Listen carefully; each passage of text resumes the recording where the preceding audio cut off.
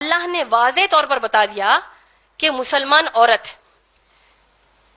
ان مردوں کے سامنے، ان غیر محرم مردوں کے سامنے آنگ پر پہنے ہوئے کپڑوں کے ساتھ ان کے سامنے نہیں آ سکتی جس سے وہ زندگی میں کبھی بھی نکاح کر سکتی ہے۔ غیر محرم کا مطلب ہی وہی ہوا کہ زندگی کے کسی بھی موڑ پر جب آپ کسی سے نکاح کر سکتے ہیں، ان کے سامنے مکمل سر سے لے کر پاؤں تک ڈھانک لینا فرض ہے ہم پر۔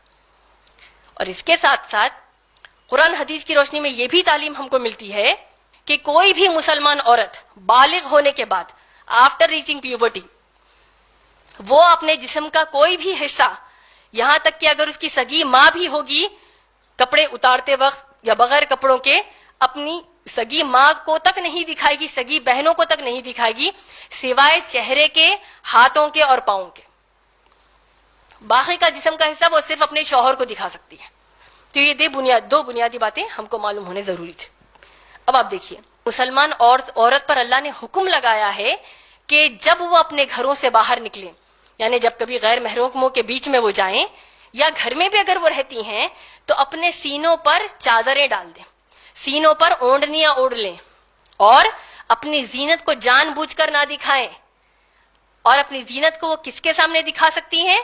اللہ نے ایک فہرست اس میں بتائی ہے، سگے باپ کو دکھا سکتی ہے، سگے بھائی کو دکھا سکتی ہے، سگے ماموں کو دکھا سکتی ہے، سگے چاچا کو اپنی زینت دکھا سکتی ہے، جیسے عام طور پر ہم زینت اختیار کرتے ہیں۔ کس کو نہیں دکھا سکتے؟ سگے خالو کو زینت نہیں دکھا سکتے، بغیر حجاب کے نہیں آ سکتے۔ اسی طریقے سے سگے پھوپا کو نہیں دکھا سکتے، اسی طریقے سے سگے بہنوئی کو بھی نہیں دکھا سکتے۔ سورہ نور کے ضمن میں ہم کو یہ سمجھ میں آتا ہے۔ اس کے علاوہ جب عورتیں گھر سے باہر ضروریات زندگی کے لیے جب باہر جاتی ہیں تو اب اللہ نے سورہ احزاب کی آیت نمبر 59 میں حکم دیا کہ جب تم اپنے گھروں سے باہر نکلو اور غیر محرم مردوں سے اگر تمہارا آمنا سامنا ہو تو اپنے آپ کو جلباب جیسے کپڑے سے مکمل سر سے لے کر پاؤں تک ڈھانک لو۔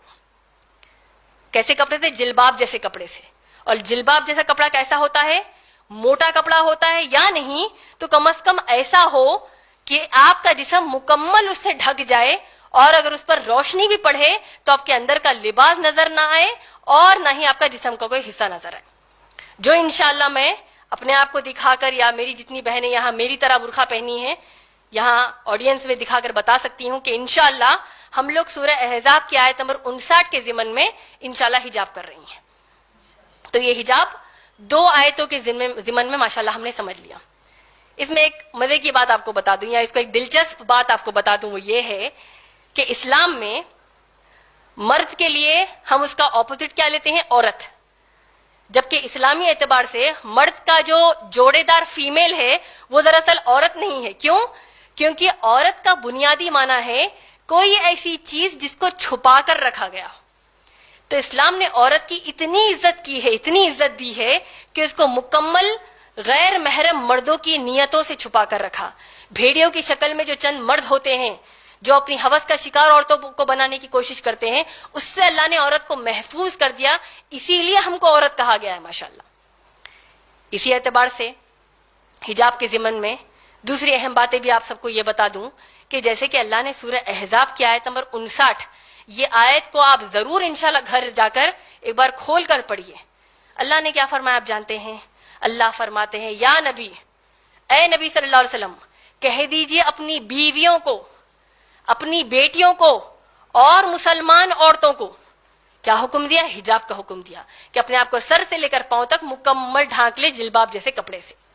تو اس آیت کی اہمیت کیا ہے آپ جانتے ہیں؟ اللہ سبحانہ تعالیٰ نے یہ حجاب کا سخت حکم اللہ کے رسول محمد صلی اللہ علیہ وسلم کی بیویوں کو دیا ہے، اللہ کے رسول محمد صلی اللہ علیہ وسلم کی بیٹیوں کو دیا ہے، اور اللہ کے رسول محمد صلی اللہ علیہ وسلم کے زمانے کی مسلمان عورتوں کو دیا ہے، اور پھر ہم کو بھی دیا ہے۔ تو اگر ہماری کوئی مسلمان بہن یہ کہے کہ میرے دل تو صاف ہے، میرے دل میں کوئی برائی نہیں ہے، سامنے والا جو سوچا سوچے لیکن میں تو شریف ہوں، تو یہ نظریہ بالکل بے بنیاد نظریہ ہے۔ کیوں؟ جب اللہ نے پاک دامن عورتوں کو حجاب کا حکم دیا ہے تو آپ اور میں کس کھیت کی مولی ہیں؟ جب ان کے ہم اپنے آپ کو، وہ بھی آج کے زمانے میں کوئی مسلمان عورت کہہ سکتی ہے کہ میں شریف ہوں، جبکہ اللہ نے پاک دامن عورتوں کو حکم دیا ہے حجاب کا۔ تو یہ چیز کو ہم کو واضح ہونی ضروری ہے کہ حجاب کرنا ہم پر فرض ہے، اور جو ہماری بہنیں نہیں کرتے ان کو ہم اچھے سے نصیحت بھی کریں گے کہ وہ بھی حجاب کریں.